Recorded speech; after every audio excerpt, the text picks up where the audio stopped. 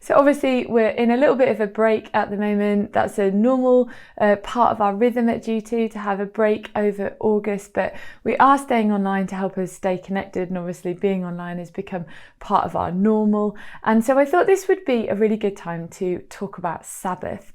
Now, if you've been at G2 for a while, then this won't be a new topic for you. We have talked about it a few times over the last few years, but nevertheless it's a really good thing to come back to and to remind ourselves of and to think about, particularly when we're in a break. Now, I know not everybody is necessarily on holiday at the moment, and I know lots of people just work through August and it's not a break at all, but it is like a season of holidaying.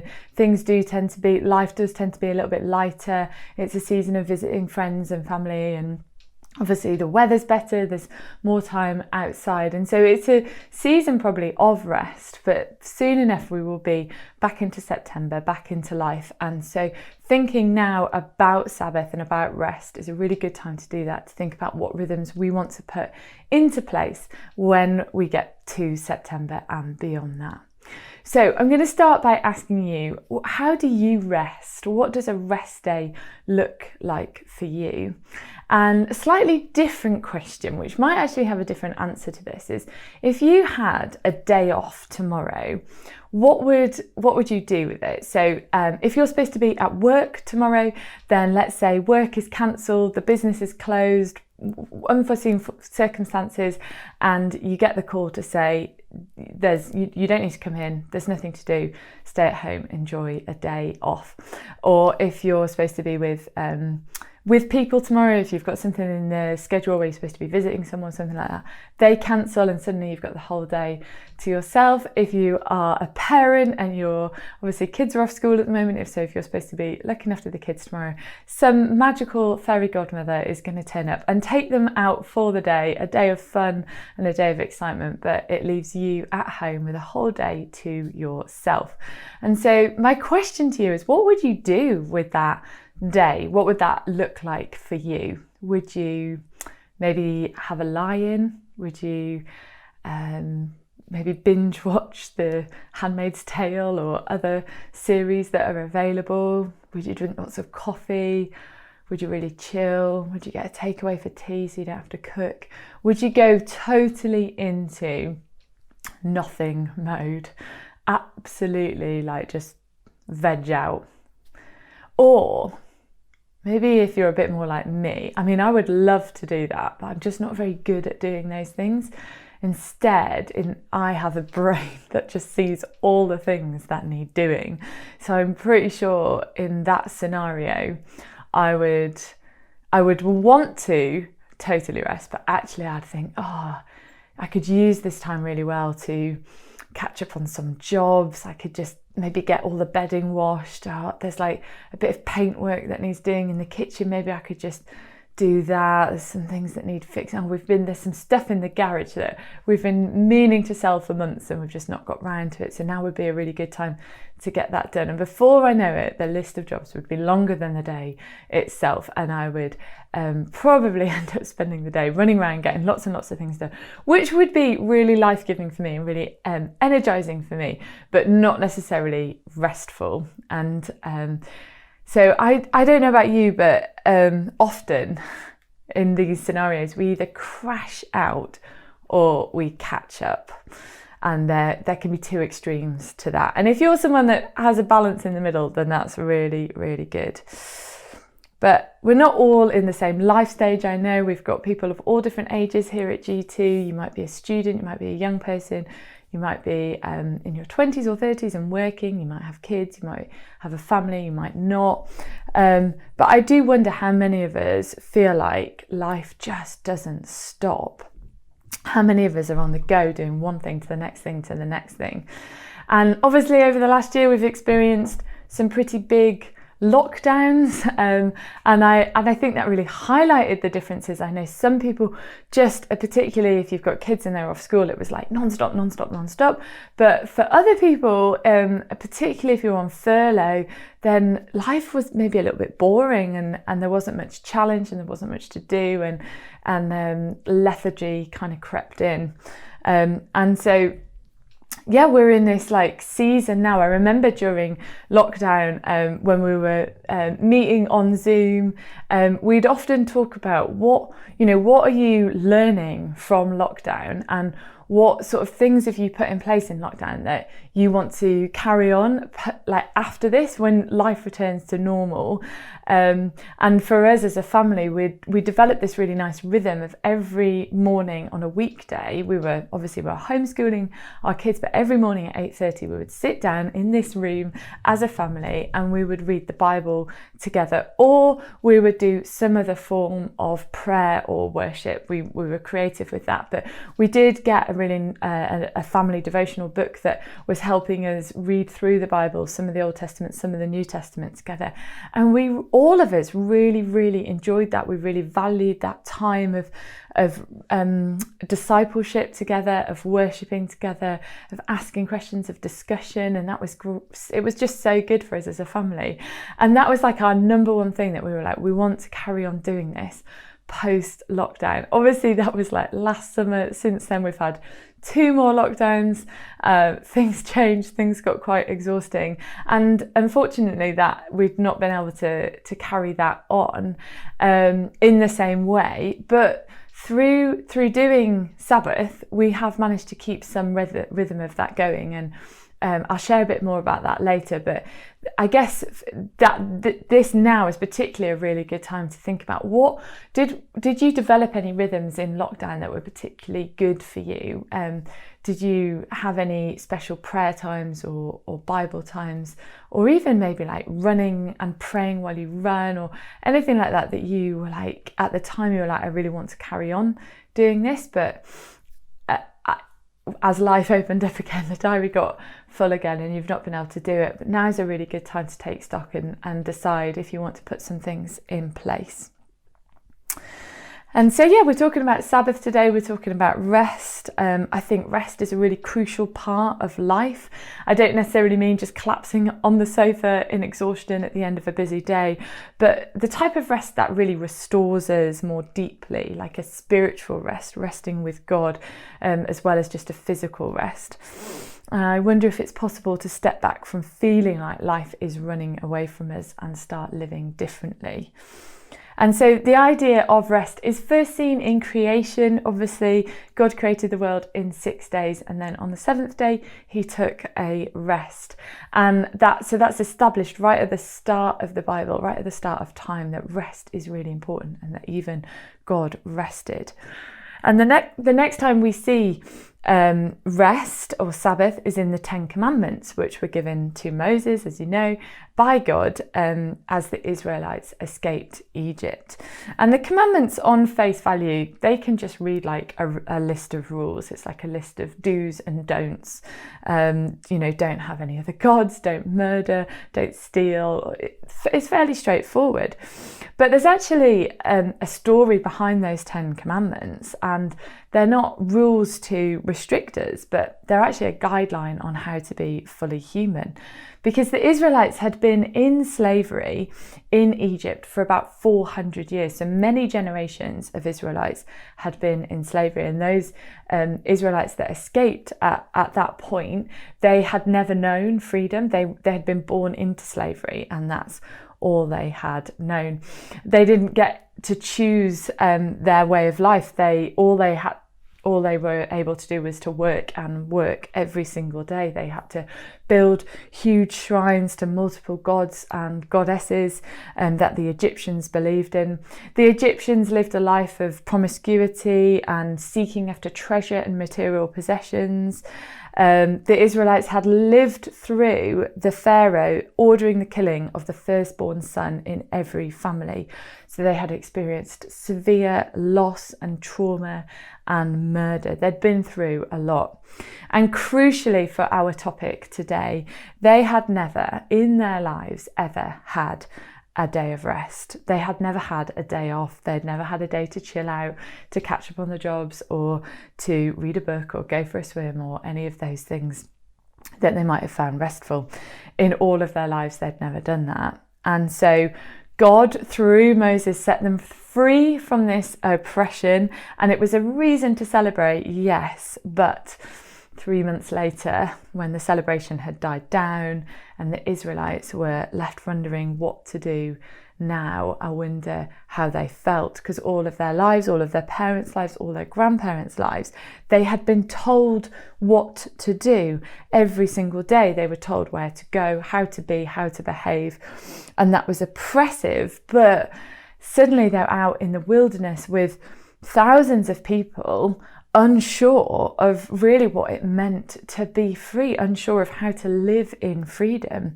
Should they imitate the Egyptians and develop a culture like that, which is the only culture they really knew, or would they find a different way? And that is the point when God gave those 10 commandments to Moses. 3 months after being set free, God came to Mount Sinai in a cloud of smoke for all the Israelites to see. So there was no doubt that this was from God and not just from Moses.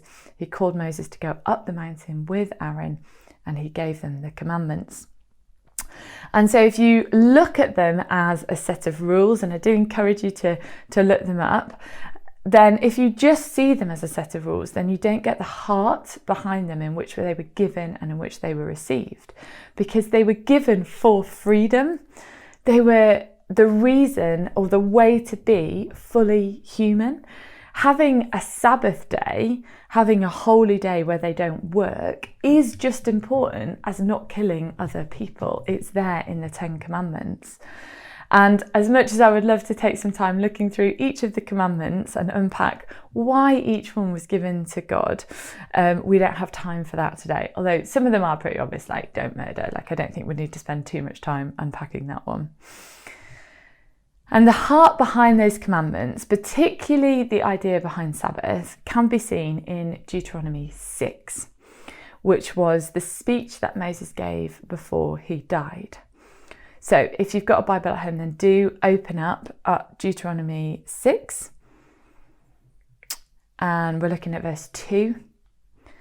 And Moses is talking about the commandments, and he says this: so that you, your children, and their children after them may fear the Lord, your God, as long as you live, by keeping all his decrees and commands that I give you, and so that you may enjoy a long life. And then he says some other things about milk and honey and having a good life. And then in verse 6, he says this: these commandments that I give you today are to be on your hearts. Impress them on your children. Talk about them when you sit at home and when you walk along the road, when you lie down and when you get up. Tie them as symbols on your hands and bind them on your foreheads. Write them on the door frames of your houses and on your gates. Isn't that amazing? Like how strong that is. Tie them as symbols on your hands and bind them on your foreheads. Now, I used to be a teacher and I'm a mum now, so I know that if you say the same things to kids over and over again, they tune out pretty quickly. They get bored.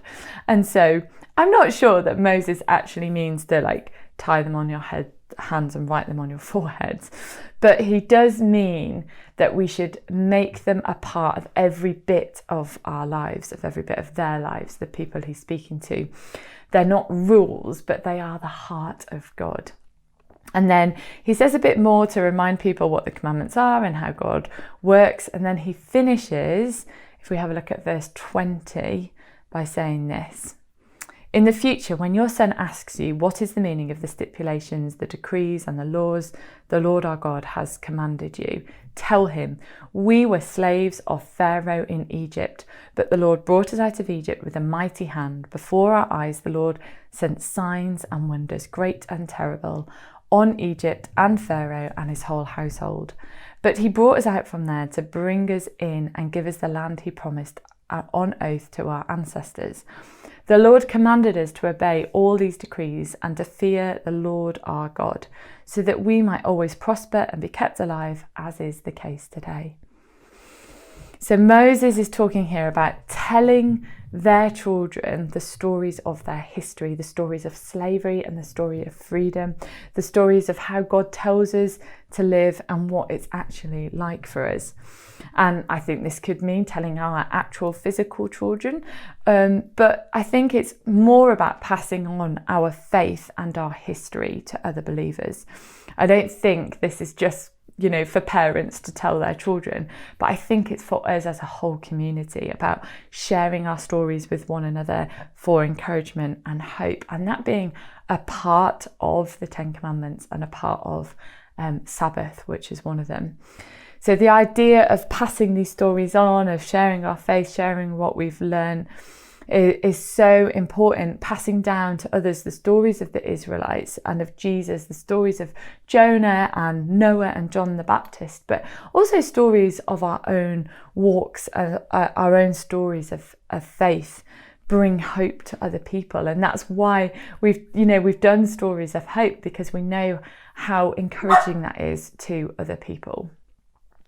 Okay, but the story of Moses, as we've seen here in Exodus and Deuteronomy, is before Jesus. It's the second book in the Bible. It's written a really, really long time ago. So is that still relevant to us today? Are the Ten Commandments relevant? Is the idea of Sabbath relevant?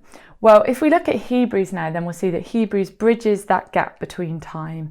Hebrews 4 in particular is a whole section on Sabbath, and the writer says that in the time of Moses and Joshua, rest was what people were commanded to do, but it's also what people were promised. They were promised this land of milk and honey. Their continual sin meant that they were in the wilderness for 40 years, but it also meant that they never really reached that promise. God said they would never fully find rest because they had to, because of all the troubles that they caused and went through, and they had to wait.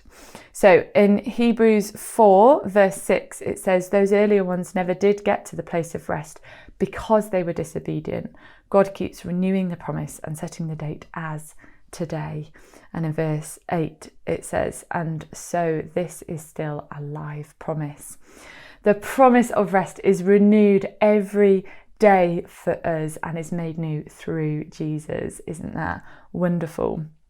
You see, the story of the Israelites being brought out of freedom and into a new way of life is parallel to what Jesus has done for us.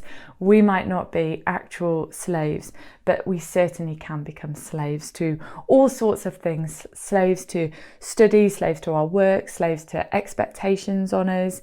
We can feel like we're on this treadmill and we don't know how to get off. Jesus came so that we could have life to the full. Jesus came to proclaim freedom for the captives and to release from darkness for the prisoners.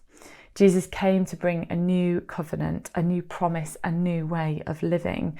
We no longer need to be slaves to the things that we are slaves to, but instead we are set free like the Israelites.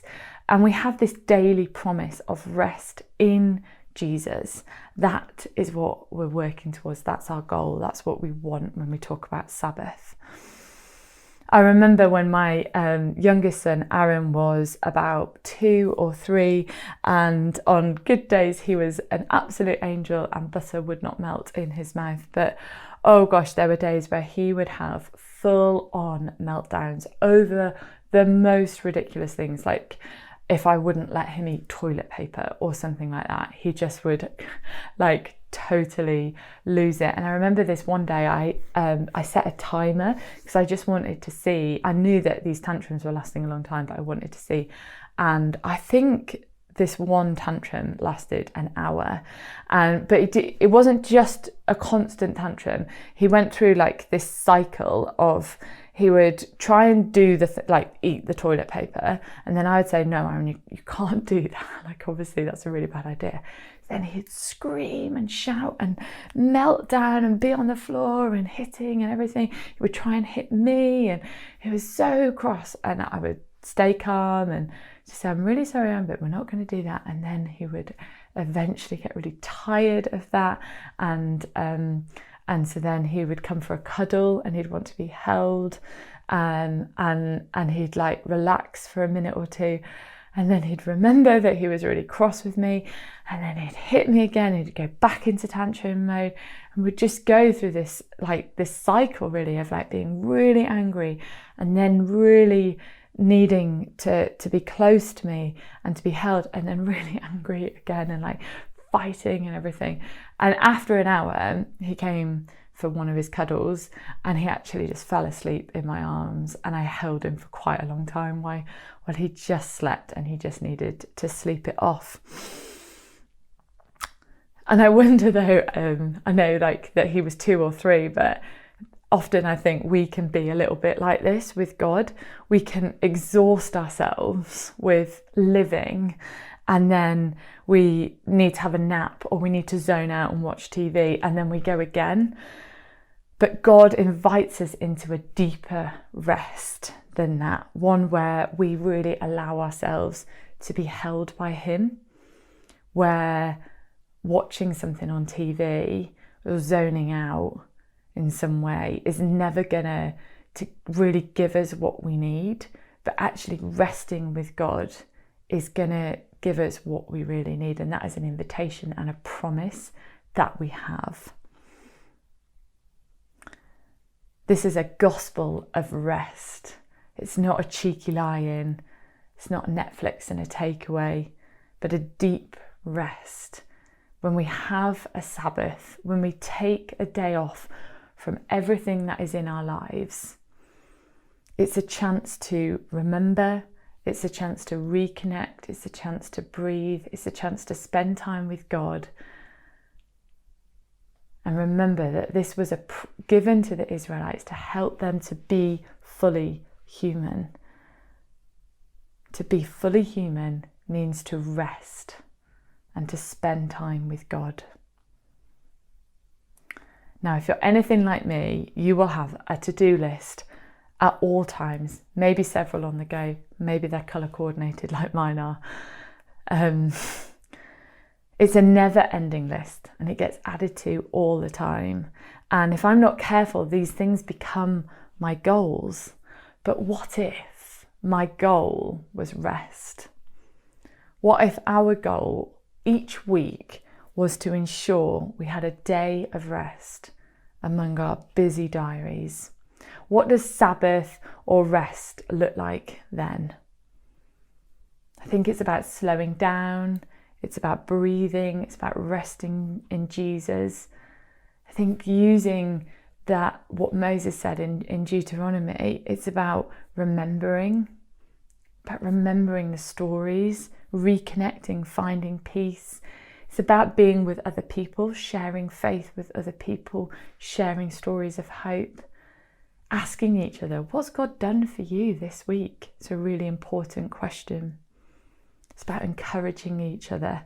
And there's no one way of doing Sabbath. There isn't like a right way to do Sabbath or a wrong way to do Sabbath. It's different for everybody. For you, a key part of your Sabbath day might be exercise, because it might be that when you exercise, you feel most alive and most connected to God. It might be that sleep is part of your day, but it's not like an exhaustive sleep. It's resting with God sleep. It's all about the attitude in which we do it. It's never about the action that we do. In our family, Saturday is our Sabbath day. That's the day that we take off.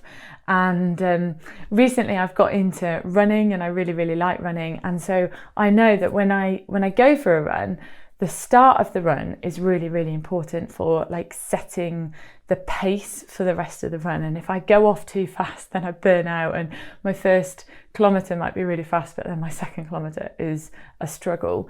But if I go off too slow, then I never really find my rhythm.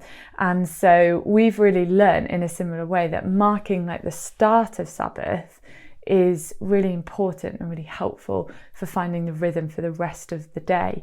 Now, we used to mark the start of Sabbath on a Friday night by having a meal that always included breaking bread and sharing wine together, and we would share stories. And I know other people that do that, and that's a really great way because it kind of sets the tone right from Friday night. Sabbath starts here. For us, that's just not worked for us more recently, and so instead we now start with brunch and Bible on a Saturday morning. So we usually get up, we'll take the dogs for a walk, we'll play some family games, and then around 11 o'clock we have croissants and fruit, and we've got this really lovely children's Bible that we read together, and it always creates lots of discussion and lots of questions. And at the moment we've been able to do that in the garden, and that really is where we find our pace for the rest of the day, something that marks our Sabbath day as different to our other days. And like I said before, in lockdown we were reading the Bible together regularly as a family, and so it's been really nice to carry that through into our regular life and make sure that is in place. But it took us a while to figure that out, because when lockdown finished and the world kind of opened back up again, and clubs started and hobbies started, and suddenly our diary exploded, and we realized that we had like 8 weeks where we couldn't really mark the Sabbath or celebrate the Sabbath. And it was only when we looked at it and realized the diary's out of control, then we began to put things back in place and remember how important that is. Now, maybe you feel like your busy life is circumstantial. Maybe you're a student and you think, well, this is just what student life is like, and there's nothing that you can do about it.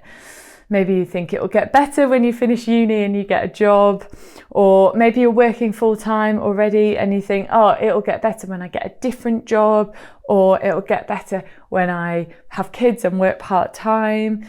It'll get better when I retire. Let me assure you that I am heading towards 40 and it doesn't get better by chance. If anything, life gets busier. It's not your circumstance that means you're busy. And this isn't out of your control.